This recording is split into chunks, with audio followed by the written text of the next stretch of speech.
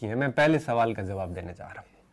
अभी वर्तमान की अगर मैं बात करूं तो 3 टाइप के विद्यार्थी मुझे नजर आए हैं। जितने भी सवाल मेरे से करते हैं 3 टाइप के विद्यार्थी मुझे नजर आए हैं। पहला ये कि सर अभी तैयारी अगर मैं शुरू करूं तो सर क्या मेरा पार पड़ सकता है। अब देखो ऐसे विद्यार्थियों के लिए तो मैं केवल सांत्वना ही दे सकता हूं, क्योंकि अभी शुरू करूं तो अभी देखो शुरू करोगे तो कैसे पार पड़ेगा। फिर भी अगर ऐसा भी कोई विद्यार्थी है जो अभी शुरू कर रहा है तो मैं तो यही कहूंगा कि कोई एक आधी गाइड लेके और सिलेबस पढ़ लो, आपके अपने हिसाब से 1-2 बार पढ़ लो, जितना होगा वो ठीक है। इसके अलावा हमारे पास कोई विकल्प नहीं है, क्योंकि अभी 45 दिन रहे हैं तो 45 दिन में इतना ही होगा। गाइड पढ़ लो, अभ्यास अभ्यास छोड़िए आप जो अभी शुरू कर रहे हैं। दूसरे ऐसे हैं जो मध्यम श्रेणी के हैं, 2-3 बार जो सिलेबस जो है वो ठीक ठाक पढ़ चुके हैं।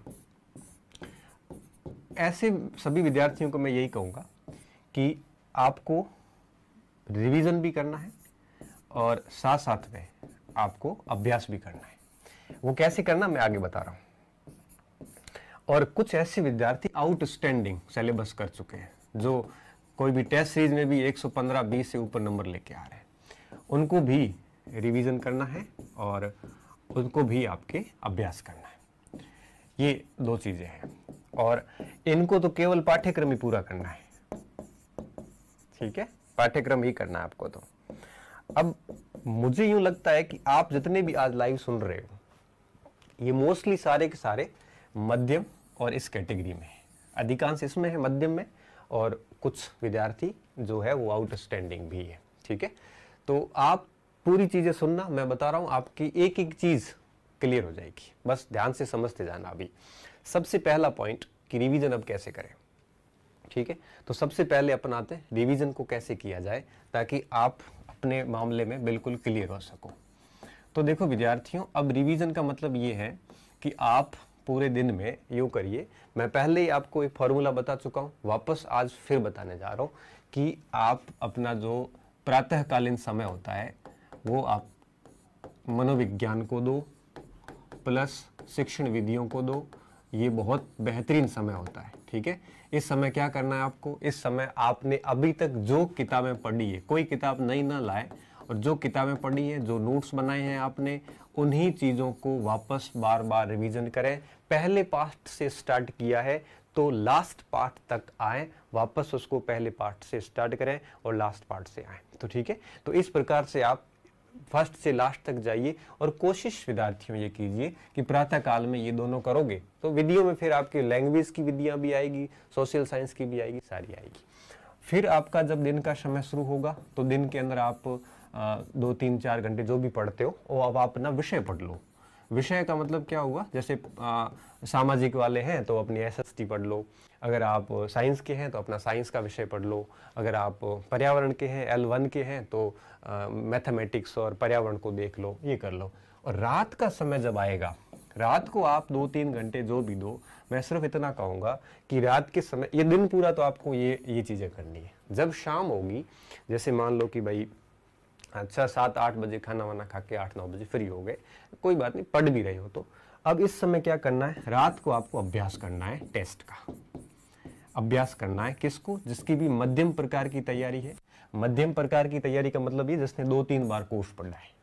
और आउटस्टैंडिंग का क्या मतलब है, जिसने कम से कम 5-7 बार कोर्स पढ़ लिया हो, 5-7 बार ढंग से कोर्स कर लिया हो, उसको अपन आउटस्टैंडिंग बोलते हैं, ठीक है। तो अगर अब हम अभ्यास करना, अभ्यास में आपको क्या करना, मैं आपको एक बहुत अच्छी सलाह देता हूं। अभ्यास में आप ये करना कि आप 3 या 4 जो भी मार्केट में अभ्यास पेपर मिलते हैं वो लेके आओ, ठीक है। जितने भी मिल रहे हैं 3-4 लेके आ जाओ। हर अभ्यास पेपर में 10 एक सवाल होते हैं, वो सारे लेके आ जाओ। वो पेपर लाके उसके बाद में 2 दिन में 1 बार या प्रतिदिन एक पेपर आप जो है वो सॉल्व करो। एक पेपर डेली सॉल्व करो, या आप कंफर्टेबल नहीं हो रहे हो तो 2 दिन में एक पेपर सॉल्व कर लो। करना क्या, जैसे मान लो आपके पास ये किताब है, पूरा पेपर आप अच्छे से सॉल्व कर लो ढंग से, वो टाइमिंग लगाने की जरूरत नहीं है, बस सॉल्व कर लो आप, ठीक है। करने के बाद फिर पूरे उत्तर चेक करो। फिर उत्तर चेक करने के बाद आपको लगा कि मेरे इसमें 30 प्रश्न जो है वो गलत हुए हैं या 10 प्रश्न नहीं आ रहे थे, तो नहीं आ रहे थे और गलत हुए हैं, उनके ऊपर थोड़ा वापस एक बार देख लो, और अपने नोट्स वगैरह कहीं बनाए हुए हैं तो उसमें फिर आपको क्या करना है, उसमें जैसे कोई प्रश्न कन्फ्यूजन में गलत हुआ है तो ऐसे पर देख के और एक ऐसी कॉपी बना दो, उसमें सारे पार्ट्स के नाम लिख लो, संस्कृत हिंदी वगैरह, और जो ऐसे सवाल है जो आपको कन्फ्यूजन हुए हैं या कभी नहीं सुने वो उस कॉपी में लिख लो। हिंदी वाले भाग में हिंदी का लिख लो, संस्कृत वाले भाग में संस्कृत का लिख लो। ठीक है, लैंग्वेज गायब नहीं हुई है, देखो विषय हो जाएगा और मनोविज्ञान विधियां हो ही जाएगी। विषय के साथ साथ में जो भाषा का भाग है, इस भाषा के भाग को आप जो है वो दिन में कर सकते हो, सुबह भी कर सकते हो, रात में। अगर आपका बहुत अच्छा सिलेबस हो रखा है तो मुझे पूरा विश्वास है कि आप भाषा को भी आप मॉर्निंग में और बीच में कहीं न कहीं सेट कर सकते हो, क्योंकि भाषा में आपके विधियां तो मॉर्निंग में हो रही है, तो 15 और 15 30% मतलब 50% तो विधियां हो गई। ठीक है, फिर बचा क्या, ग्रामर बची। इस ग्रामर को आप अगर यूं कहिए कि एक दिन पेपर लगा लो, एक दिन ग्रामर देख लो, एक दिन पेपर कर लो, एक दिन ग्रामर देख लो, मतलब ये हुआ कि जो 30 दिन होता है, 30 दिन में आप 15 पेपर लगा सकते हो और 15 दिन ग्रामर पढ़ सकते हो। तो रात के समय आप ऐसे भी कर सकते हो, वो तो आपकी सुविधा के अनुसार है। ठीक है, तो एक पेपर सॉल्व कर दो 2 दिन के अंदर। ठीक है, एक पेपर कर लो और एक दिन पेपर करो, एक दिन भाषा की लैंग्वेज पढ़ लो, इस प्रकार से आप किया जा सकता है। ठीक है, अब आप देखिए, अब 30 प्रश्न जैसे आपने कुछ गलत किए तो उसका रजिस्टर बना दो, उसमें वो प्रश्न नोट कर लो। तो इस प्रकार से आप अभ्यास करोगे तो क्या फायदा होगा, इससे फायदा ये होगा कि हर दिन पूरा सिलेबस आपका रिवीजन होगा, पूरा पाठ्यक्रम हो जाएगा। क्यों? क्योंकि जब आप अभ्यास प्रश्न पत्र लाओगे तो अभ्यास प्रश्न पत्र में निश्चित रूप से क्या होता है कि सिलेबस कंप्लीट होता है। तो कंप्लीट सिलेबस होगा तो डेफिनेटली क्या होगा कि पूरा सिलेबस आप रिवीजन करते रहोगे, साथ में ये रिवीजन भी चलता रहेगा। इससे क्या होगा, इससे ये होगा कि एक तो आपको एक्यूरेसी पता चलेगी, प्रश्नों कहाँ प्रश्न का नेचर आता है वो पता चलेगा। तो ये चीजें करते रहो साथ साथ में। अच्छा, इस अभ्यास प्रश्नों में कोई गलती रही है तो आप अपने ज्ञान से गलती सुधार दो। अगर कोई गलती है तो ज्ञान से आप उस गलती को सुधार सकते हो। तो अभ्यास पेपर करने से अब बहुत फायदा होने वाला है। तो मैं सिर्फ इतना कहूंगा कि आपको कम से कम 2 दिन में एक बार अभ्यास पेपर जरूर निकालना, और एक दिन पेपर निकाल दो और एक बार आप उसको आप भाषा की ग्रामर जो है वो एक प्रकार से देख सकते हो। अच्छा, एक चीज और आती है, अब आपके दिमाग में ये हो सकता है कि सर अभ्यास इस प्रकार से पेपर से करें या फिर कोई टेस्ट सीरीज ज्वाइन करें। ठीक है, तो टेस्ट सीरीज का मामला मैं बता देता हूँ। देखो, टेस्ट सीरीज में कुछ यूं है, पहली चीज ये कि जो भी टेस्ट सीरीज कोचिंग सेंटर्स लेते हैं, जितने भी लेते हैं, हर कोचिंग सेंटर, वो टेस्ट सीरीज में क्या होता है कि टीचर अपने हिसाब से प्रश्न पत्र बनाता है। तो वो लेवल हमेशा जनरली यही रहता है कि रीड के लेवल से काफी ज्यादा रहता है, और उससे क्या होता है कि कुछ बच्चे जो मेंटली कमजोर होते हैं वो डर जाते हैं, उनका मॉरल डाउन हो जाता है। अगर आपके साथ ऐसा हो रहा है, टेस्ट सीरीज में पिछड़ रहे हो, तो आप मेरा ये मानिए कि अगर आप ये काम करते हो तो आपको टेस्ट सीरीज देने की जरूरत नहीं है। ठीक है, जरूरत नहीं है। और अगर फिर भी आपको लगता है कि मेरे को टेस्ट सीरीज का स्कोर का कोई फर्क नहीं पड़ रहा है, ठीक है, कोई फर्क नहीं पड़ रहा, टेस्ट में कितना भी स्कोर हो रहा है, तो आप है वो एक रविवार को कोई भी टेस्ट कहीं से भी दे सकते हो। और अगर उस टेस्ट पेपर में कोई गलती निकलती है तो आप अपने हिसाब से भी उसका संशोधन कर सकते हो, क्योंकि आप जो है हाँ, तो देखो, अगर टेस्ट सीरीज में आपको कम नंबर आ रहे हैं और आपको लग रहा है कि मैं उससे डीमोटिवेट हो रहा हूँ, तो ऐसी चीज़ें छोड़ने से बहुत ज़्यादा फायदा है। मैं सिर्फ इतना ही कहूँगा। देखो, टेस्ट सीरीज कोई ज़रूरी नहीं होती। अगर आपको लगता है कि test series out of context है और उससे मुझे कोई फ़ायदा नहीं हो रहा है, तो आप जो है उसको हटा दो और उसके स्थान पे ये चलने दो। ये बेस्ट है, ज़्यादा टेस्ट सीरीज से ज़्यादा बेस्ट है। अगर आप फिर भी लगता है, अच्छा, आपके मन में अगर ये आ रहा है कि बिना टेस्ट सीरीज मेरा सिलेक्शन नहीं होगा, तो ये गलत है।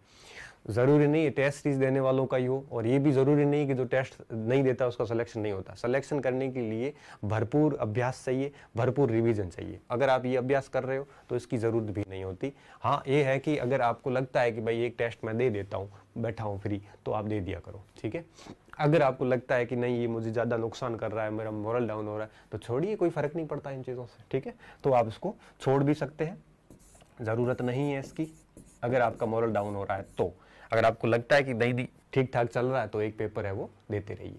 तो ये तो होगी बात इस रिवीजन की। अब इस टेस्ट से जैसे आपने 2 से 3 बार सिलेबस कर लिया, अब 100 नंबर आ गए। अब 100 नंबर आ गए, आप डर गए, लेकिन मैं यहाँ पे एक चीज़ और बता देता हूँ कि आपको डरने की बिल्कुल भी ज़रूरत नहीं है। भले 100 नंबर आए, 105 आए, आरपीएससी का लेवल बिल्कुल अलग होता है, आपका लेवल यहाँ पे बिल्कुल अलग होता है। ठीक है, इसलिए आपको ज़्यादा टेंशन नहीं लेनी है। रिवीजन में क्या करना है मैं एक बार पुनः बता देता हूँ, फिर अपन अगले प्रश्न पे चलते हैं। पहली चीज़ ये, मॉर्निंग में आप मनोविज्ञान देख लो, विधियाँ देख लो, किताबें नोट्स वगैरह वही पढ़ना। दिन में क्या करना है, आपको विषय पढ़ना है अपना, और रात में क्या करना है, एक दिन अभ्यास करना है और कम से कम आप ये मान के चलिए कि 7 दिन में कम से कम 3 पेपर तो निकाल लो, और जो बीच में दिन बचते हैं उस दिन आप क्या करोगे, उस दिन आप है वो भाषा की जो व्याकरण है वो आप अच्छी तरीके से देख लो। अब बात अभ्यास की आती है, रात को अभ्यास करना है, कैसे करोगे? तो अभ्यास में आप टेस्ट पेपर भी लाके कर सकते हो, टेस्ट सीरीज से भी कर सकते हो। मैं सिर्फ इतना ही कहूंगा कि आप अगर टेस्ट पेपर से करोगे तो ज़्यादा बेहतर रहेगा, और कुछ गलत है तो उसको आप छोड़ दो, और अगर आपको लगता है कि ये नहीं बैठ रहा है या मोरल डाउन हो रहा है या टेस्ट सीरीज कंटेक्स्ट में नहीं है तो छोड़ दो, कोई फर्क नहीं पड़ता। अच्छा, फिर यहाँ पे ये चीज़ हो सकती है, तो अभ्यास को आप इस प्रकार से कर लें, ठीक है। तो मैं उम्मीद कर रहा हूँ आपको अभी का ये टाइम टेबल समझ में आ गया होगा। अभी 45 दिन बचे हुए, तो आपका प्रयास ये रहना चाहिए कि कम से कम आप इन 45 दिनों में, देखो लास्ट 10 दिन तो आप बिल्कुल छोड़ देना, मतलब जैसे 26 सितंबर को एग्ज़ाम है तो आप 15 सितंबर के तक कम से कम 1 या 2 बार सिलेबस पूरा कर लेना, 15 सितंबर तक। तो 15 सितंबर तक कोशिश करना कि कम से कम 1 या 2 बार सिलेबस पूरा हो जाए। फिर 15 से 26 के बीच में एक बार पूरा नज़र से सब्जेक्ट को, सिलेबस को घुमाना है। तो इस प्रकार 3 बार सिलेबस हो जाएगा। अच्छा, इस दौरान अगर आपको लगता है कि भाई सिलेबस नहीं हो पा रहा 15 दिन में, तो कोई बात नहीं, आप 15 सितंबर तक एक बार तो कर ही सकते हो, और उसके बाद फिर आप जब लास्ट 10 दिन बचेंगे तो आप एक बार और बढ़िया तरीके से सिलेबस पढ़ लेना। तो इस रणनीति से चलोगे तो निश्चित रूप से आप 2 या 3 बार सिलेबस अच्छी तरीके से कर पाओगे। एक तो बात ये हो गई। अब बात ये होगी कि टेस्ट सीरीज ज्वाइन करनी है कि नहीं करनी है, दूसरा सवाल ये था। तो ज्वाइन तो आप सभी के की हुई है, देना है कि नहीं देना है वो मैं बता रहा हूँ। अगर आप ये अभ्यास इस प्रकार से करते हो तो टेस्ट सीरीज की ज़रूरत नहीं है। अगर आप ये अभ्यास नहीं करते हो तो एक टेस्ट सीरीज कोई भी आप ज्वाइन कर लो, ठीक है। पहली चीज़ ये बात है। तो टेस्ट सीरीज क्या करना है। अच्छा, अब अगला प्रश्न भी ये भी है, अभ्यास कैसे करना है वो भी मैंने आपको बता दिया कि अभ्यास करने के लिए आपको 3-4 पेपर लेके आ जाओ, 2-3 दिन में एक पेपर निकालते रहो, और उसके अंदर जो भी कोई गलतियां होती है तो पता करो गलती क्यों हुई, उसको आप थोड़ा सा ढंग से देखो। मॉडल पेपर कौन सा लाए, कोई भी लेके आ जाओ, मॉडल पेपर कोई भी, मार्केट में सिकवाल मिलता तो सिकवाल, दक्ष मिलता तो दक्ष, लक्ष्य से मिलता तो लक्ष्य से, 3-4 मॉडल पेपर कोई भी ले लो। मैंने कोई मॉडल पेपर नहीं देखा है। मॉडल पेपर का सवाल परीक्षा में नहीं आता है, लेकिन मॉडल पेपर से हमें आइडिया हो जाता है कि सवाल कैसे बनते हैं, और हमें एक प्रकार से थोड़ा सा एक कॉन्फिडेंस अंदर से आ जाता है, ठीक है। तो ये चीज़ें आप इसमें करें। अब बात आती है